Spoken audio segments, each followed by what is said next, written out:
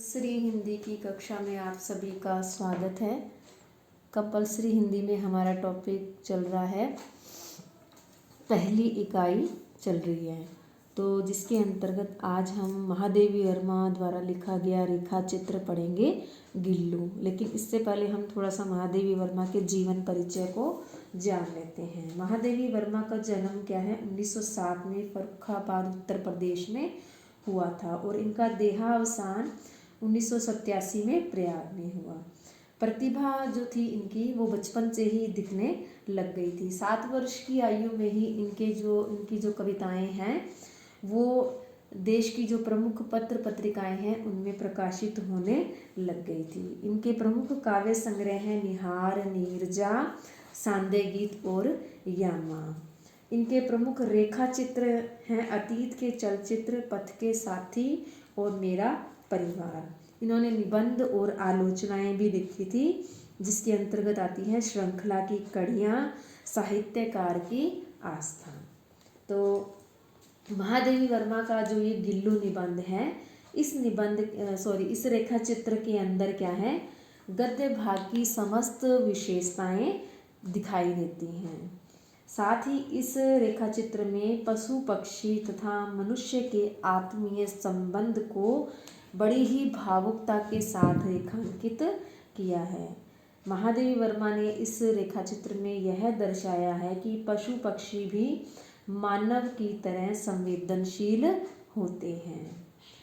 जब भी सोन जूही में पीली कलियां खिलती थी तो महादेवी वर्मा को एक छोटे से जीव का स्मरण हो आता था।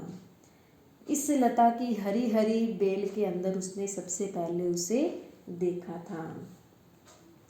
महादेवी वर्मा जी ने गमले और दीवार के बीच में उसे छिपा हुआ देखा था, उस छोटे से जीव को, जो क्या है अचानक कौवे के घाव से क्या है, यानी कि कौवे ने उसके ऊपर हमला किया था गिलहरी के बच्चे पर, तो वो घायल होके गमले और दीवार के बीच की जगह जहाँ वो छुप करके बैठा था वहाँ से वो नीचे गिर जाता है।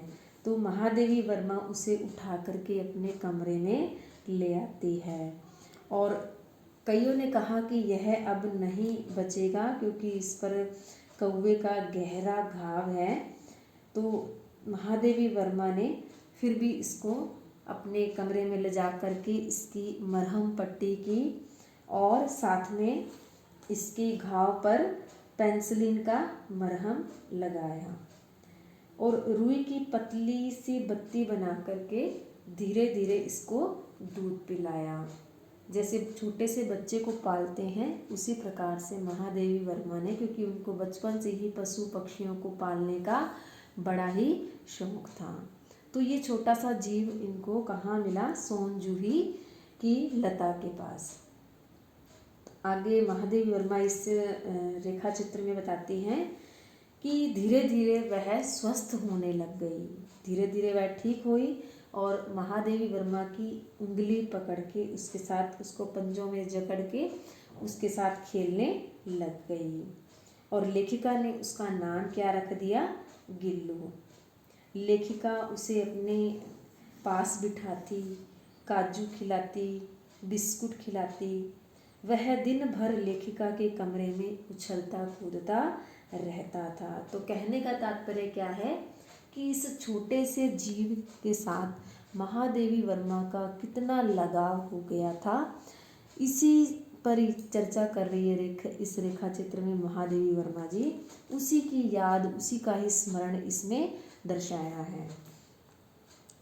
जब वह महादेवी वर्मा के कमरे की खिड़की से गिलहरियों के झुंड के साथ बाहर निकलता था तो मानो वह स्वयं को उन गिलहरियों का नेता समझकर आगे आगे चलता था, बाकी सभी उसके पीछे चलते थे।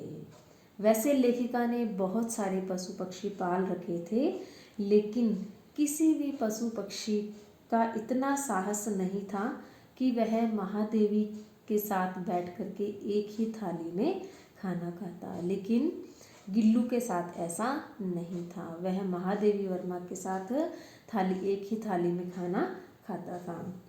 तो और भी महादेवी वर्मा का जो लगाव था उसके साथ और भी ज़्यादा हो गया था। अचानक लेखिका की मोटर दुर्घटना में उसको चोट लग जाती है, तो उसे कुछ समय के लिए अस्पताल में रहना पड़ता है।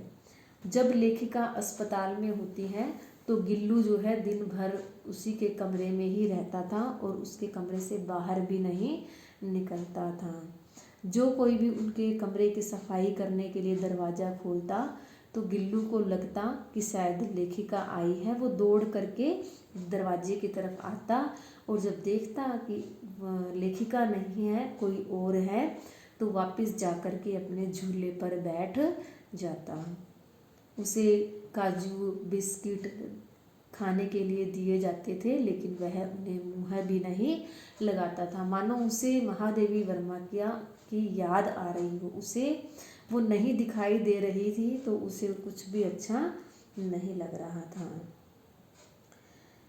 तो आगे इसमें क्या बताया है कि जब लेखिका अस्पताल से आती है तो गिल्लू क्या है, धीरे धीरे उसके पास आता है और फिर लेखिका की याद में उसने कुछ खाया पिया भी नहीं था। लेखिका तो स्वस्थ होकर के घर पर आ गई, लेकिन धीरे धीरे गिल्लू की तबीयत बिगड़ने लग गई, क्योंकि जो गिलहरी होती है उनके जीवन की जो आयु होती है वो 2 वर्ष ही होती है।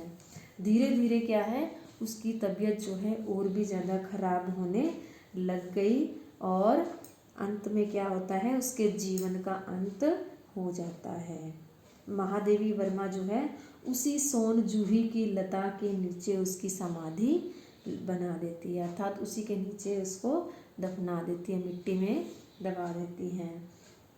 इसी कारण इस रेखा चित्र के आरंभ में यही बात कही गई है कि जब भी सोन जूही पर पीली कलियां आती थी तो लेखिका को उस छोटे से जीव का स्मरण हो आता था, उसकी याद उसको आ जाती थी जहाँ उसने उसको पहली बार देखा था और अंत में उसको समाधि भी उसी के नीचे दी थी, उसी बेल के नीचे दी थी। तो इस रेखा चित्र में महादेवी वर्मा ने पशु पक्षियों के मनुष्य के प्रति जो आत्मीयता का संबंध है उसको बड़ी ही भावुकता से, मार्मिकता से प्रस्तुत किया गया है।